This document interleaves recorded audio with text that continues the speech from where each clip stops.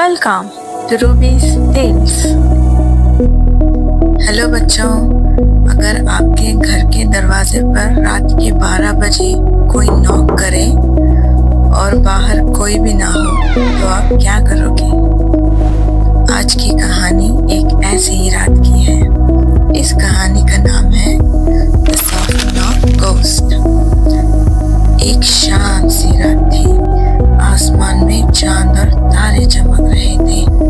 एक बड़े से आम के पेड़ के पास एक छोटे ब्लू कलर के घर में एक क्यूट सी लड़की रहती थी।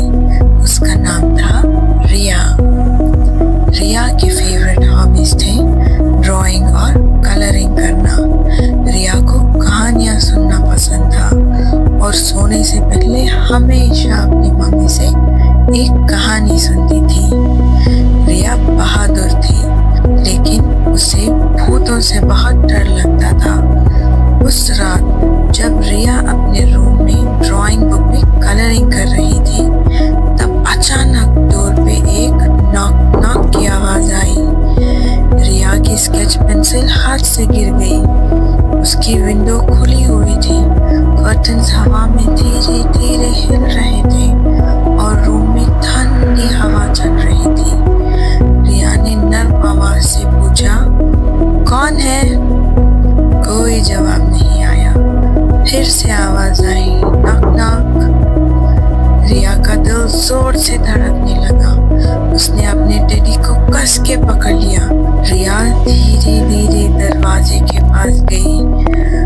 उसके पैर कांप रहे थे। उसने थोड़ा सा दरवाजा खोला और वहां एक छोटा सा गोस्ट खड़ा था। वो ब्लू रोशनी की तरह चमक रहा था। उसकी आंखें बड़ी बड़ी थी और चेहरा बिल्कुल सैड लग रहा था।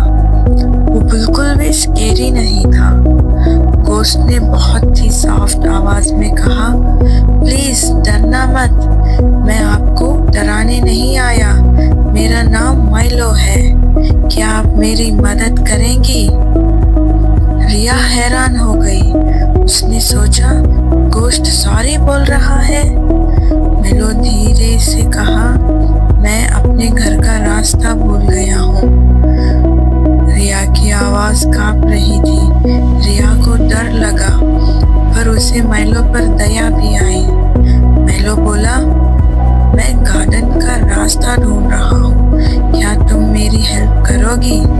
रिया ने डरते हुए एक गहरी सांस ली और अपनी छोटी सी टॉर्च उठाई और कहा, ठीक है, तुम मेरे साथ ही रहना। मुझे गार्डन का रास्ता पता है, मैं तुम्हें वहां ले चलती हूँ। और दोनों मैंगो ट्री के नीचे से गुजरे। ट्रीज के लीव्स हवा में हिल रहे थे। रोड बिल्कुल शांत था। दूर से डॉग्स की आवाज आ रही थी। माइलो रिया के साथ ही चल रहा था। रिया ने पूछा, माइलो, क्या गोस्ट्स भी डरते हैं? माइलो मुस्कुराया, हाँ, जब हम अकेले हो जाते हैं तभी हमें भी डर लगता है।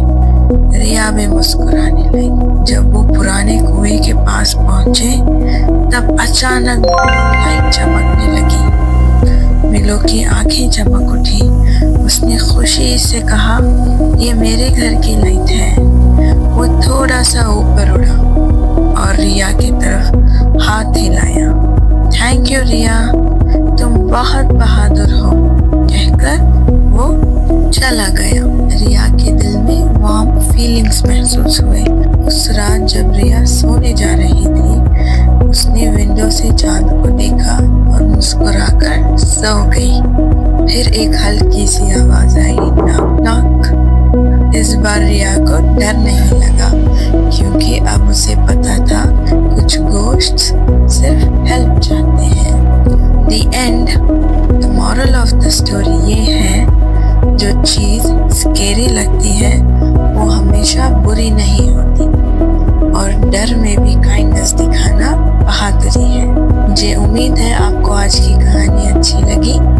अगर ये कहानी आपको अच्छी लगी तो लाइक, शेयर और सब्सक्राइब करना।